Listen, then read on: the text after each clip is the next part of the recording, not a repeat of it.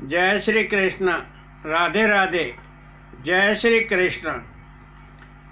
हरि शरणम हरि शरणम हरि शरणम हरि हरि हरि शरणम हरि शरणम हरि शरणम हरि हरि हरि शरणम हरि शरणम हरि शरणम हरि हरि हरि शरणम हरि शरणम हरि शरणम हरि हरि हरि शरणम हरि शरणम हरि शरणम हरि हरि हरि शरणम हरि शरणम हरि शरणम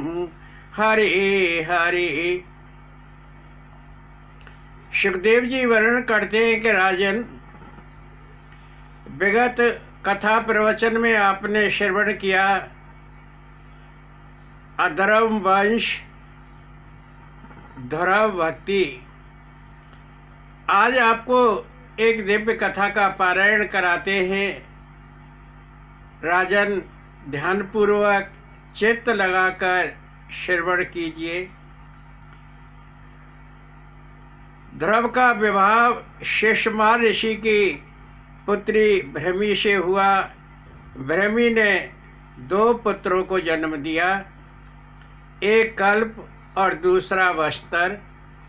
दूसरी पत्नी इला, जो वायु पुत्री है, ने एक पुत्र उत्कल और एक पुत्री को जन्म दिया। भाई उत्तम जंगल में शिकार खेलने के लिए गया और जंगल में यक्षों ने उसको मार दिया। ध्रुव को पता लगा कि मेरा भाई यक्षों ने मार दिया है। ध्रुव ने हिमालय की घाटी में जाकर कुबेर की राजधानी अलकापुरी पर आक्रमण कर दिया। ध्रुव ने यक्षों की 13 अयत सेना का संहार कर दिया। एक अयत में 1,30,000 सैनिक होते हैं। ध्रुव ने 16,90,000 सैनिकों का संहार कर दिया।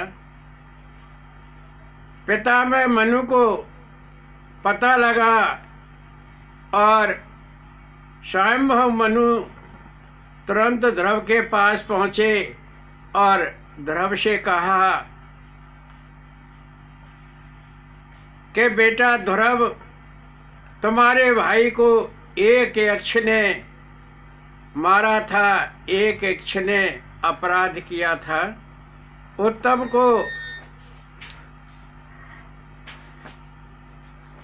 को एक यक्ष ने मारा था। तुमने कितने यक्षों का संहार कर दिया।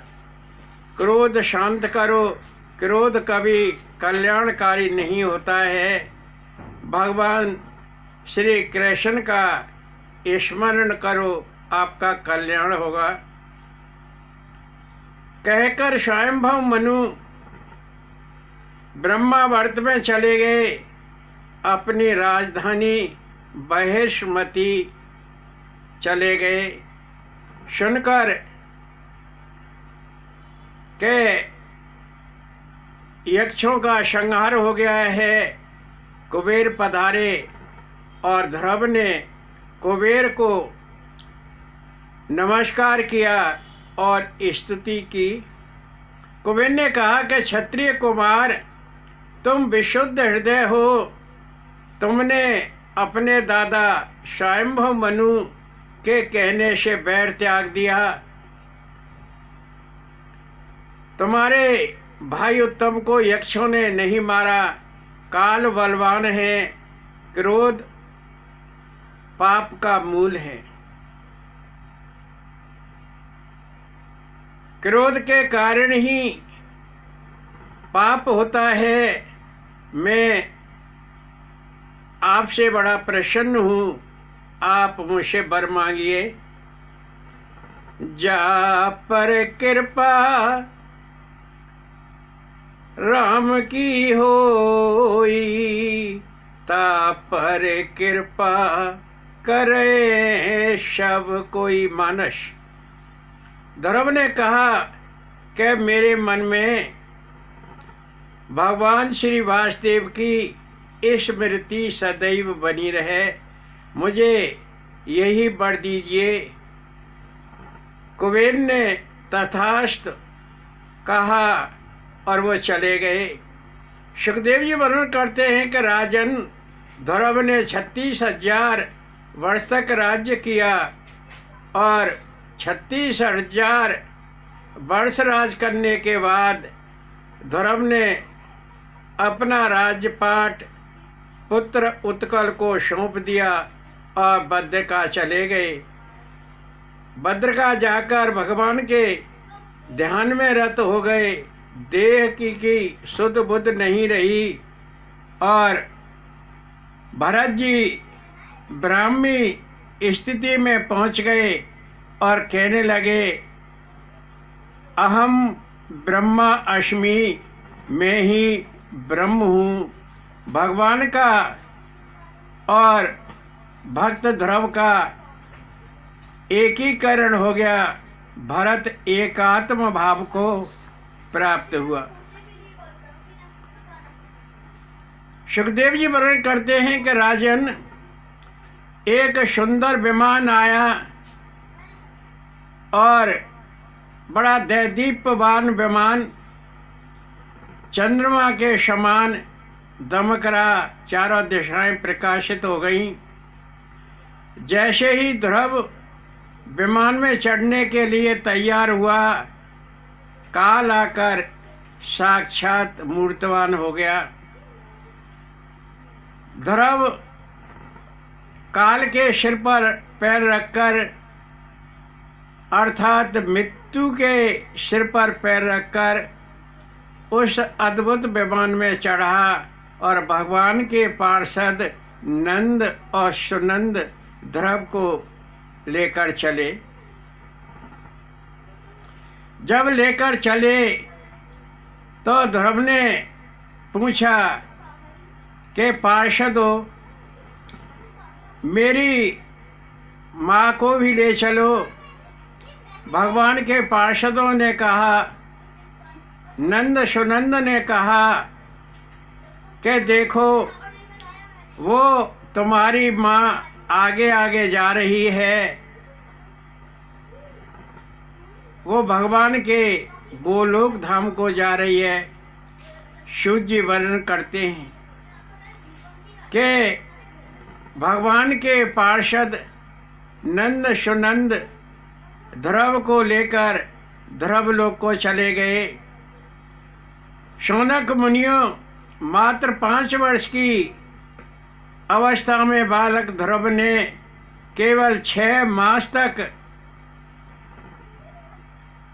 तप करके ध्रुव पद प्राप्त किया। भगवान की महिमा बड़ी अपार है। लोगों ने देखा कि इला पुत्र उत्कल बड़ा मूर्ख और पागल है, राज्य की ओर ध्यान नहीं देता है, उसको हटा दिया। सच में तो उत्कल भगवान की भक्ति में लीन रहता था, राज्य पाठ की ओर ध्यान नहीं देता था। लोगों ने उत्कल को राज्य पद से हटा दिया और भ्रमी पुत्र वत्सर को राज्य पद पर नियुक्त किया। सुखदेव जी वर्णन करते हैं कि राजन,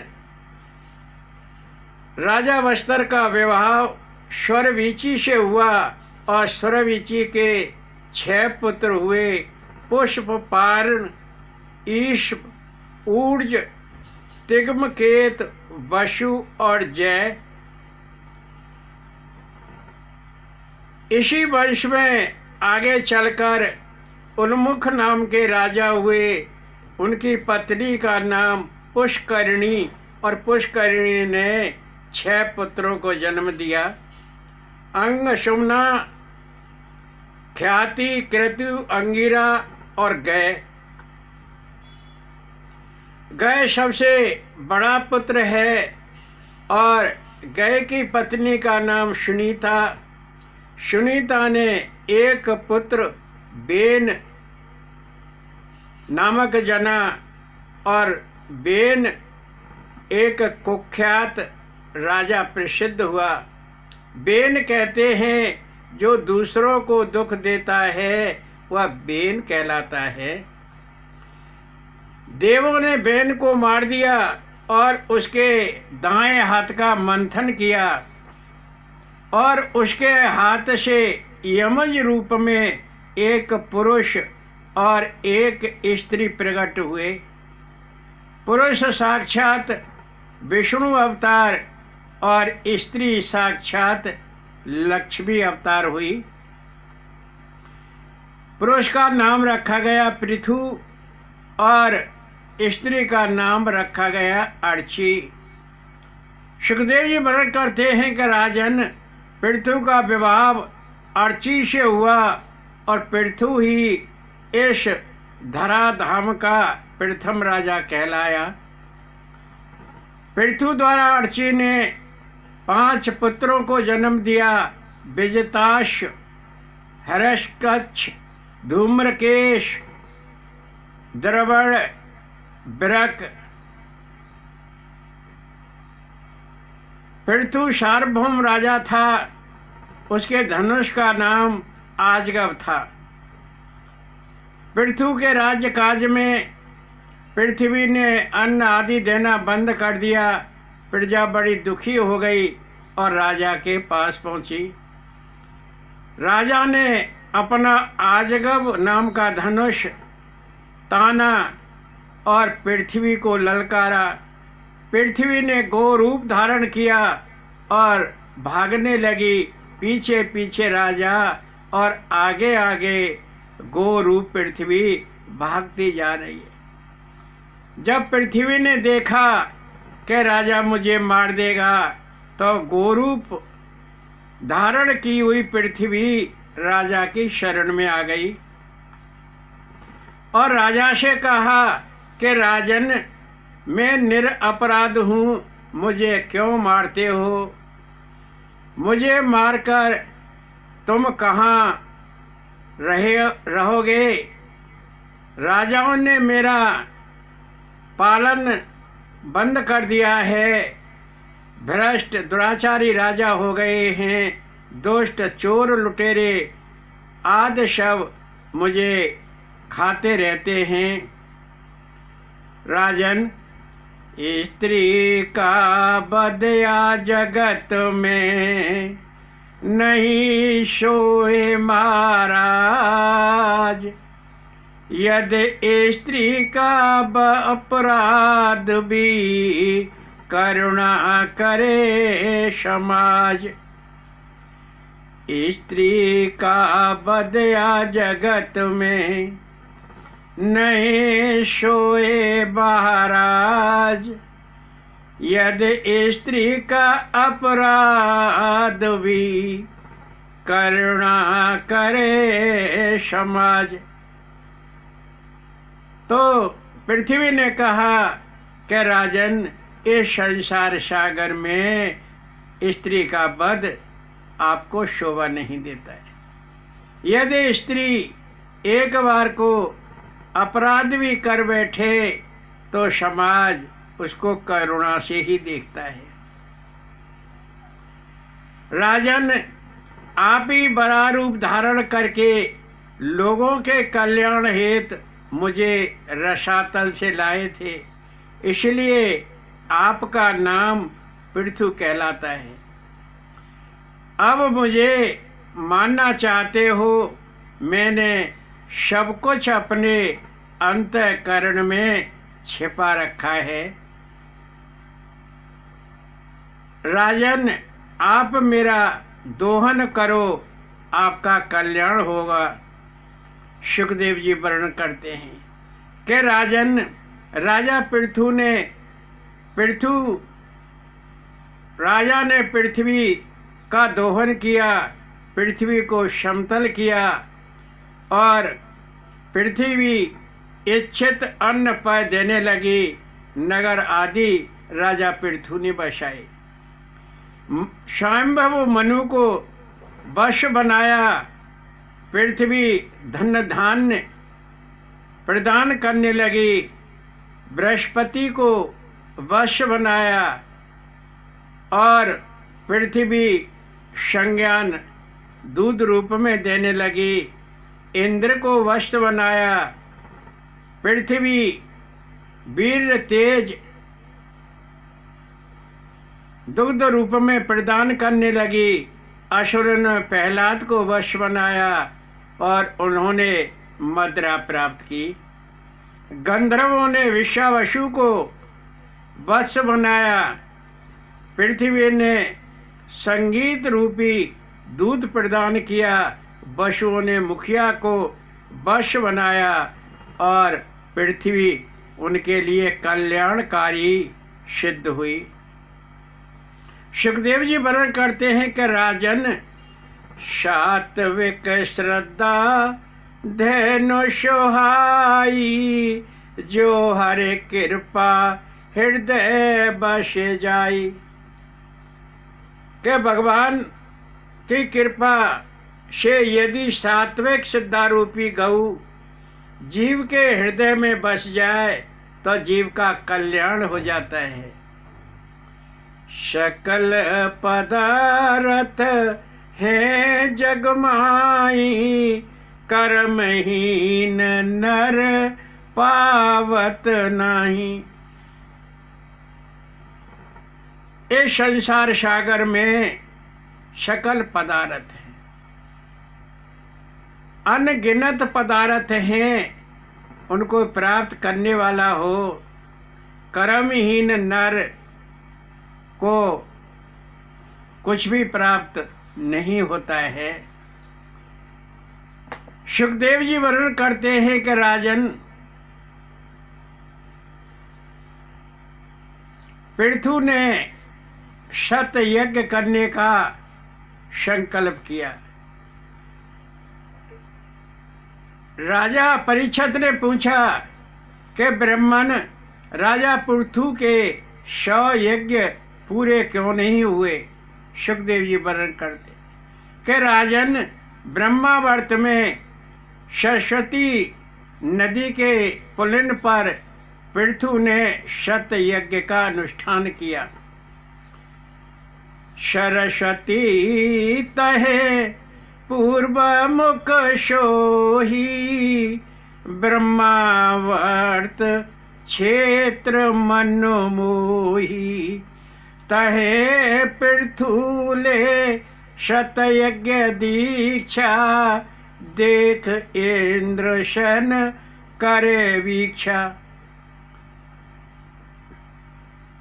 ब्रह्मावर्त में जहाँ सरस्वती पूर्व मुख करके बहती है, वहीं पर स्वयंभव मनु ने यज्ञ किया था और वहीं राजा पृथु ने अपने सत यज्ञ की दीक्षा ली। जब राजा पृथु के 99 यज्ञ पूरे हो गए, 100वां यज्ञ चल रहा था और इंद्र ने देखा तो इंद्र को बड़ी ईर्ष्या हुई। इंद्र देखकर ईर्ष्या करने लगा।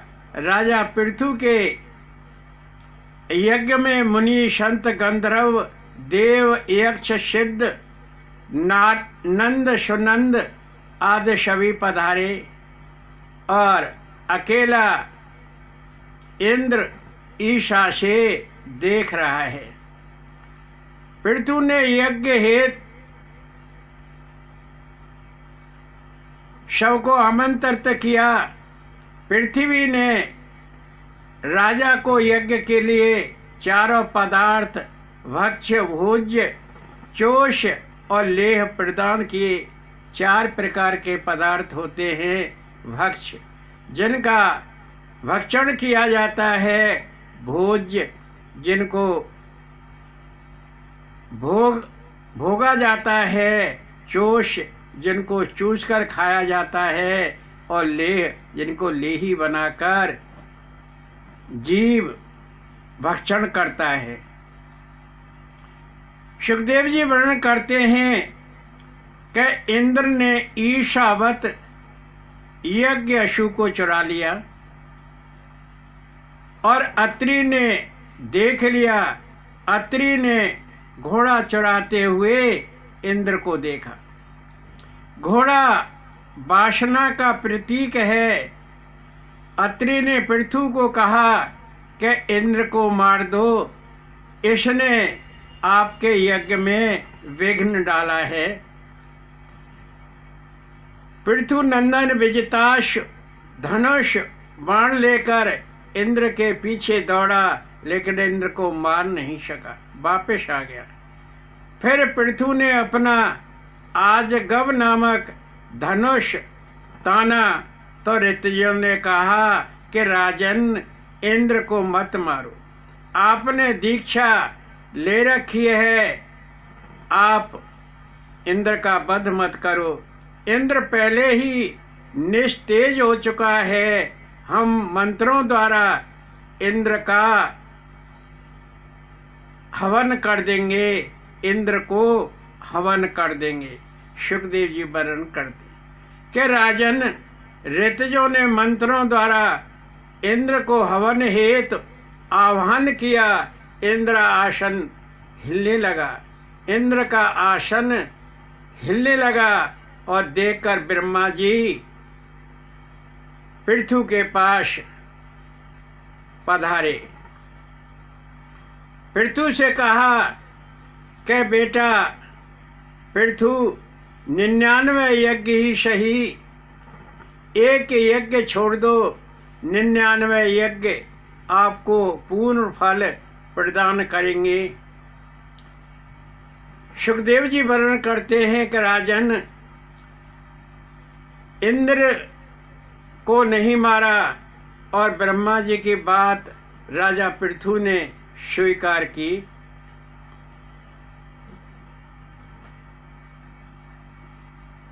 तो राजा पृथु 99 यज्ञ संपन्न करने लगे। उसी समय यज्ञेश्वर भगवान प्रकट हुए। यज्ञेश्वर भगवान ने कहा कि पृथु, राजा के पालन में ही प्रजा का कल्याण है और यही राजा का सुख है। प्रजा के पुण्य का 6ठा अंश राजा को प्राप्त होता है। सभी में ईश्वर का वास है, सभी में वासुदेव का वास है। वासुदेव सर्वमिति गीता में कहा है, वासुदेव सर्वमिति। वासुदेव का सब जीवों में सब जगह वास है। मानस में कहा है, ईश्वर अंश जीव अविनाशी।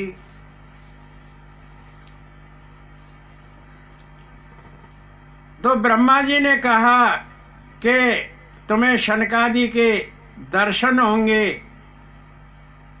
तो शनकादि पधारे।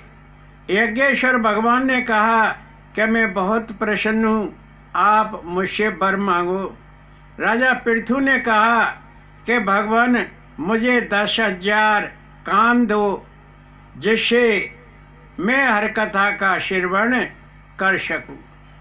देखो भक्तों, राजा पृथु ने यज्ञेश्वर भगवान से 10,000 कान मांगे श्री भागवत कथा अमृत का पान करने के लिए। और पृथु ने कहा कि भगवान, मेरी उपेक्षा मत करना, आपके 2 भक्त होंगे, एक लक्ष्मी और दूसरा मैं। यज्ञेश्वर भगवान ने कहा कि पृथु, मैं सदैव तुम्हारी भक्ति में वास करूंगा। तथास्तु कहकर यज्ञेश्वर भगवान अंतर्धान हो गए। सुखदेव जी वर्णन करते हैं कि राजन, राजा पृथु का 7 द्वीपों पर अखंड राज्य था। पृथु ने शनकादि से कहा कि प्रजा का कल्याण कैसे हो? मुनिवर, ये मुझे बताइए। शनकादि ने कहा कि संत समागम ही सबसे प्रजा के लिए कल्याणकारी है। राजन, संत मिलना भगवत कृपा है। संत मिल जाए तो प्रजा का कल्याण निश्चित होता है, क्योंकि भक्त और वक्ता दोनों ही भगवान के प्रति अभिमत रहते हैं। पृथु ने राज्यभार अपने पुत्र विजताश को सौंपा और पृथ्वी रूपी पुत्री को छोड़कर वन को चले गए और भगवान के ध्यान में लीन हो गए। ये तो धर्म रत तो जय गीता में कहा है कि जहाँ धर्म होता है वहाँ विजय होती है। सुखदेव जी वर्णन करते हैं कि राजन, विजताश एक यशस्वी राजा सिद्ध हुआ। वह भाइयों से बड़ा स्नेह करता था। उसने एक एक भाई को एक एक दिशा का राज्य दे दिया। विजताश की 2 पत्नी शिखंडिनी और नवस्वती हैं। शिखंडिनी ने 3 पुत्रों को जन्म दिया, पावक, पवनाभ, शुचि। तीनों पुत्र अग्निभाव को प्राप्त हुए और नवशती ने हविर्धान नामक पुत्र जना। विजताश अपने पुत्र हविर्धान को राज्य सौंपकर जंगल को चले गए और भगवान श्री वासुदेव के ध्यान में समाधिष्ठ हो गए। सुखदेव जी वर्णन करते हैं कि राजन, हविर्धान की पत्नी हविर्धानी और हविर्धानी ने 6 पुत्रों को जन्म दिया। सबसे बड़ा पुत्र बहिर्षद। पुत्र बहिर्षद ने प्रजापति का पदभार संभाला और अनेक यज्ञ किए। बहिर कुशाओं से सारी पृथ्वी को पाट दिया और इसलिए बहिर्षद प्राचीन बहिर कहलाए। सुखदेव जी वर्णन करते हैं कि राजन, बहिर्षद जैसे प्राचीन बहिर कहते हैं का विवाह समुद्र की पुत्री शतधृति से हुआ और शतधृति ने 10 पुत्रों को जन्म दिया और सभी पुत्र प्रचेता कहलाए। संतान के लिए प्रचेताओं ने समुद्र में जाकर 10,000 वर्ष तक तप किया और शिव जी प्रकट हुए। शिव ने उपदेश दिया कि प्रचेताओं, भगवान की आराधना करो, क्योंकि चित्त के अधिष्ठाता भगवान श्री कृष्ण हैं और बुद्धि के उद्गम स्थान प्रद्युम्न हैं। इंद्रियों के स्वामी अनिरुद्ध हैं। राजन, अंततः सुख, स्वर्ग और मोक्ष के दाता तो भगवान श्री कृष्ण ही हैं। प्रचेताओं ने भगवान शिव की आज्ञा का पालन करते हुए समुद्र में भगवान श्री कृष्ण की स्तुति की और प्रचेताओं ने कहा कि 3 प्रकार की शक्ति, करण, कर्ता, कर्म आप ही हैं। 4 प्रकार की वाणी, परा, मध्यमा, पश्यंती, वैखरी आप ही हैं। इस प्रकार प्रचेताओं ने समुद्र में तप करके सिद्धि प्राप्त की। भगवान श्री कृष्ण प्रकट हुए, प्रचेताओं को दर्शन दिए और प्रचेताओं से कहा कि मैं आपके तप से बड़ा प्रसन्न हूँ और आप वर मांगिए। और हाँ, तुम सबका एक पुत्र होगा जो ब्रह्मा से कम नहीं होगा। एक बार इंद्र की अप्सरा ब्रह्मलोचा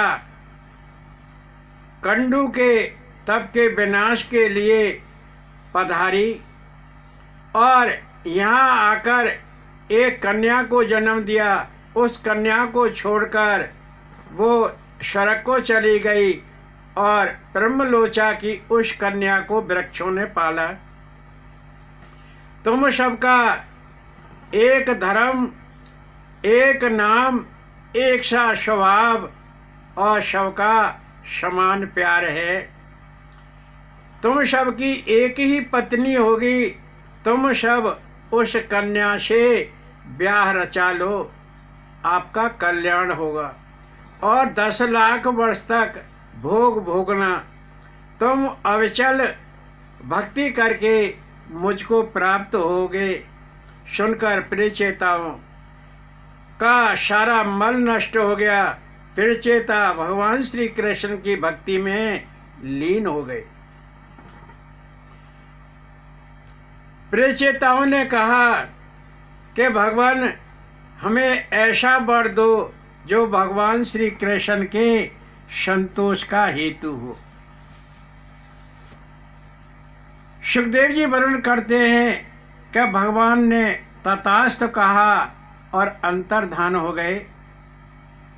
प्रचेता समुद्र से बाहर आए और देखा कि वृक्षों ने सारी भूमि को पाट दिया है, सड़क का मार्ग रोक दिया है। प्रचेताओं ने अपने मुखों से भयंकर वाय और अग्नि छोड़ी, वृक्ष भस्म होने लगे। कुछ बचे कुचे वृक्ष ब्रह्मा जी के पास गए और ब्रह्मा जी को सारा वृत्तांत कह सुनाया। ब्रह्मा जी ने कहा कि वृक्षों, आप अपनी कन्या प्रचेताओं को दे दो, आपका कल्याण होगा। वृक्षों ने ब्रह्मा जी का आदेश मानकर अपनी कन्या मारीशा प्रचेताओं को दे दी और प्रचेताओं ने उससे ब्याह रचा लिया। प्रचेताओं द्वारा मारीशा ने एक पुत्र को जन्म दिया जिसका नाम रखा दक्ष। शिव की अवज्ञा से दक्ष, जो पहले ब्रह्मा पुत्र थे, देव को त्याग गए थे और अब उन्होंने प्रचेताओं के यहाँ जन्म लिया। प्रचेता जंगल में चले गए और भगवान की भक्ति में लीन हो गए। नारद जी पधारे। नारद जी ने उपदेश दिया कि अपना मन भगवान श्री कृष्ण में लगाओ, गृहस्थ भक्ति में बाधक नहीं होता है। गृहस्थ भक्ति में साधक होता है, बाधक नहीं होता है। गृहस्थ में भक्ति भी परिपूर्ण होती है। प्रचेता नारद का उपदेश सुनकर भगवान श्री कृष्ण की पूजा करने लगे, समाधिष्ठ हो गए और उनको परम धाम प्राप्त हुआ। सुखदेव जी वर्णन करते हैं कि राजन, इस प्रकार प्रचेता मोक्ष को प्राप्त हुए। विदुर जी मैत्रेय जी को नमस्कार करके हस्तिनापुर को चले गए। जय श्री कृष्ण, राधे राधे। जय श्री कृष्ण, राधे राधे। गोविंद जय जय गोपाल जय जय गोविंद जय जय गोपाल जय जय राधा रमण हरि गोविंद जय जय गोविंद जय जय गोपाल जय जय गोविंद जय जय गोपाल जय जय राधा रमण हरि गोविंद जय जय। जय श्री कृष्ण। राधे राधे। जय श्री कृष्ण।